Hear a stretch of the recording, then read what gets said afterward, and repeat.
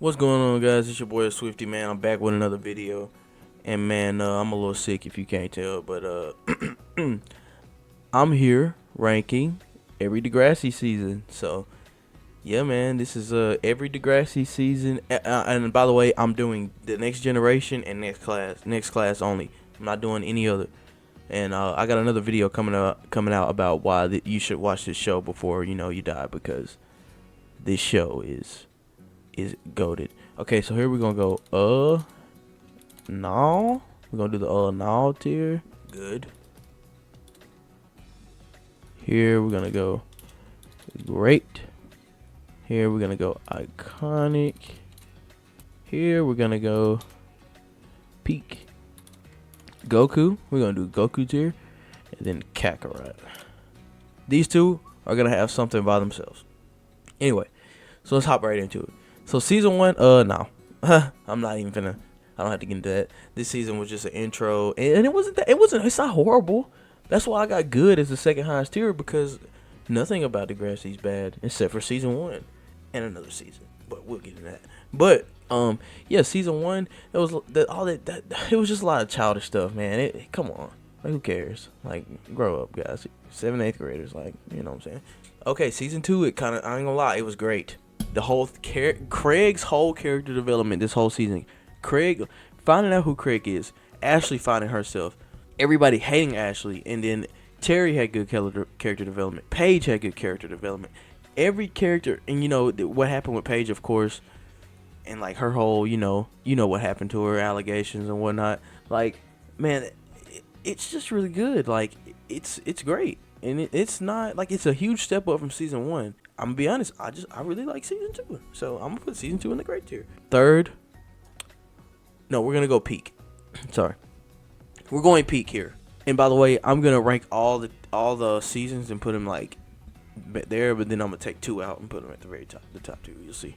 But anyway, season 3 is where Degrassi goes.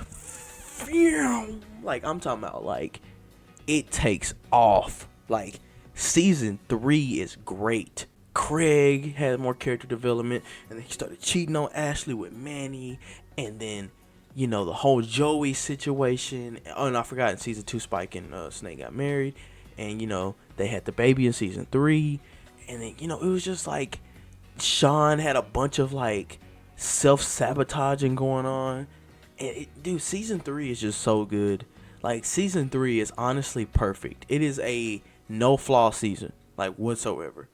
This season is great. If you don't like season 3 of Degrassi TNG, you just don't know what you're talking about. If you have it in any other tier except for the highest tier, you're just wrong. Season 4 obviously belongs up here too. Season 3 and 4 complement each other better than probably any seasons in Degrassi, except for maybe one. But one of them kind of carries. So we'll talk about it later. But season 3 and 4, oh my gosh, the whole Jimmy getting shot, the whole thing with Rick in both seasons. Terry got beat up by Rick, and like all that stuff happened with them, and then he comes back, and then he thinks he has friends, and by the way, how did Alex not get in trouble for this? Alex was the one who set it up. So how did Alex not get in trouble? What? Alex got off scot-free. Are you kidding me? Like, come on, man. Come on, dog. Anyway, so yeah, season 4 belongs up there. Great season.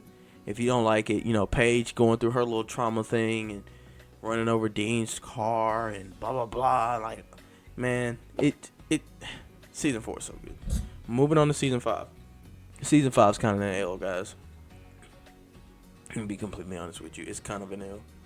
It's not like what Craig and Manny get back together. Craig comes back to the shows, sorta, and like, the whole thing with Craig trying to marry Ashley in season 4 was kind of funny. The whole thing, there's nothing going on in season 5. The cast, the Jimmy, or not Jimmy, Paige's class graduates, but I mean, who cares?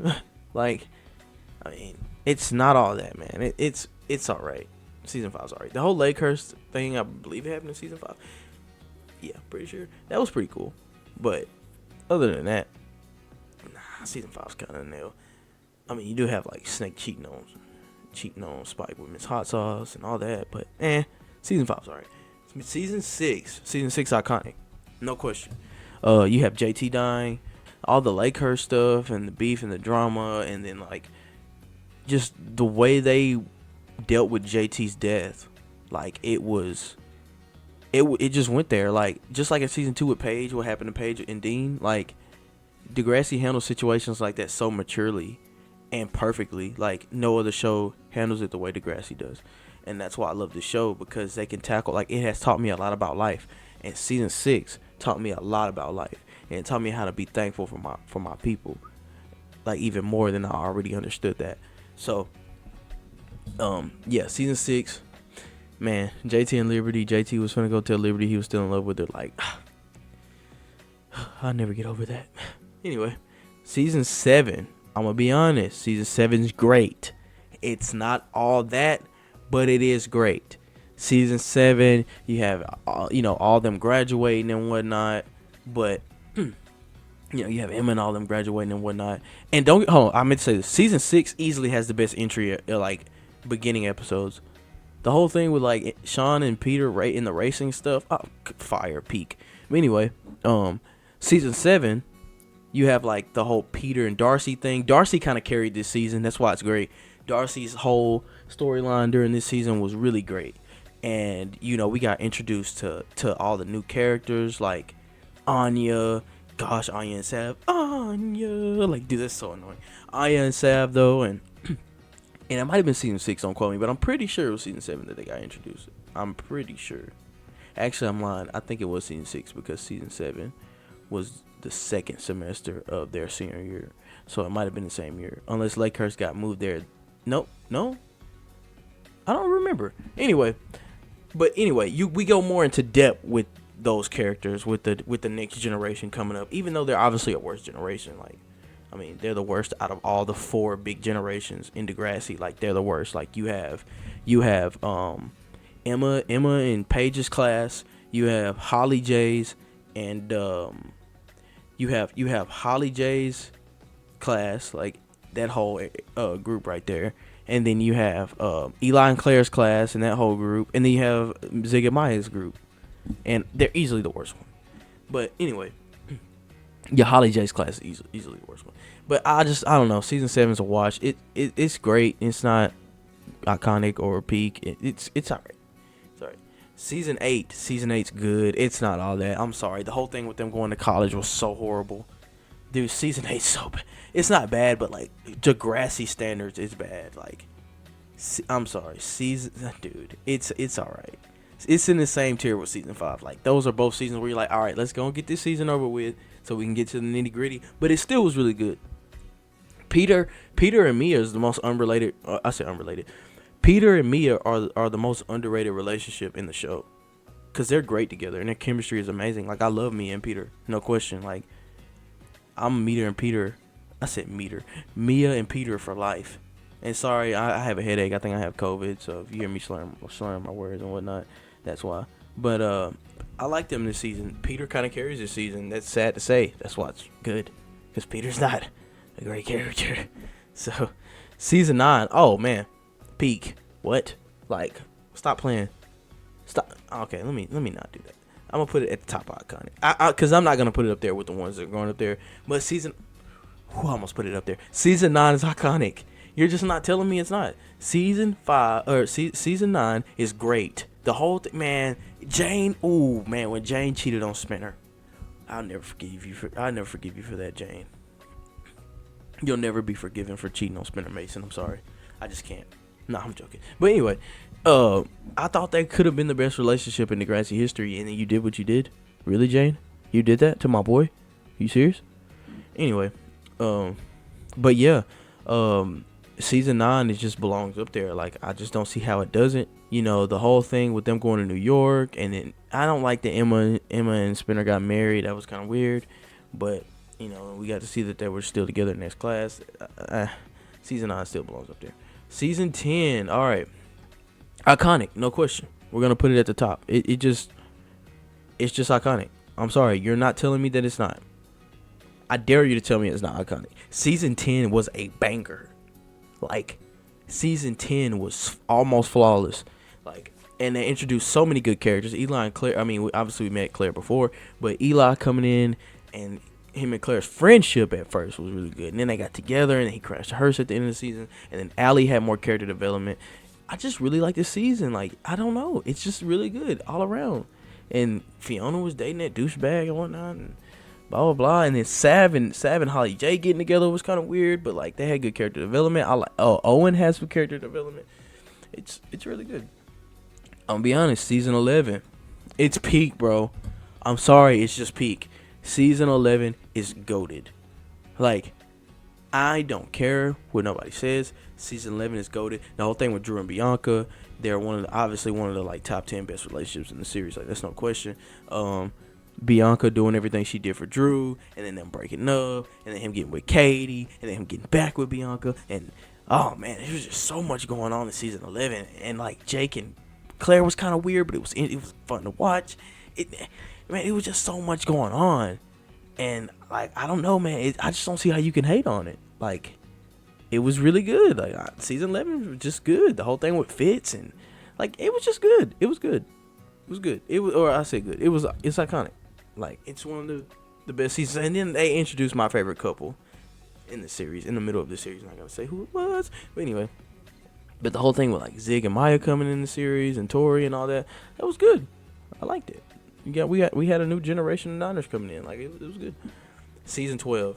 Oh, peak. Bro, stop playing. Stop playing, bro. Season 12 is different. Straight bangers. It's the best season in Degrassi history out of every Degrassi show ever. No question. That's not a debate. So, you know what? Since I already said that, I might as well go ahead and put it up here. Because stop playing with me. It's you know what? Stop playing with me. It's like that. No, I'm just joking. Anyway, yeah, man, season 12 is different. I'm sorry, it's just different. Like, Dave, the whole thing with Dave, like, I love Dave in this season. I don't like Casey. I do not like Casey. Do not like Jenna like that. Connor, like, it just, everybody, all around, everybody just had great character development in this season. Eli and Claire had perfect character development in this season. Like, Maya and Zig became more front focused in the face of the series. Drew and Adam had great character development. It was so much going. Bianca had more character development. Like, man, season 12, put it on the wall, because season 12 is perfect, guys. I'm sorry, it just is. Season 13, I'm gonna be honest. I'm gonna be completely honest. It's iconic. As much as now, okay, season 12, 13, and 14 are special to me because I started watching it at a certain time. I was just in my bed one summer, and I used to think Degrassi was cool when I was a kid because, you know, I used to always want to watch it when my cousin would watch it because it was a teenage show, and I was like 9 years old thinking that teenagers stuff was cool, you know what I'm saying? And, I mean, I'm from Alabama, so I can't help it. It's just how people think here, you know? They think like how people think in Disney movies. They think like that for real here. So I was like thinking like that at first until I moved to a city school. Anyway, I just thought it was cool. And then one day I was laying in my bed. I had nothing to do. And I started watching Degrassi one summer. And I literally stayed in my bed for like 2 weeks straight. 2-3 weeks straight watching season 12, 13, and 14. And I fell in love. Like, I was in love with Degrassi. Like, I was obsessed. And then when I found out they put it on Netflix, and then I watched the Next Class. And dude, oh man, dude, I was so in love. But season 13, it's up there, man. It's really good. Season 14, we're gonna put it at the top of great.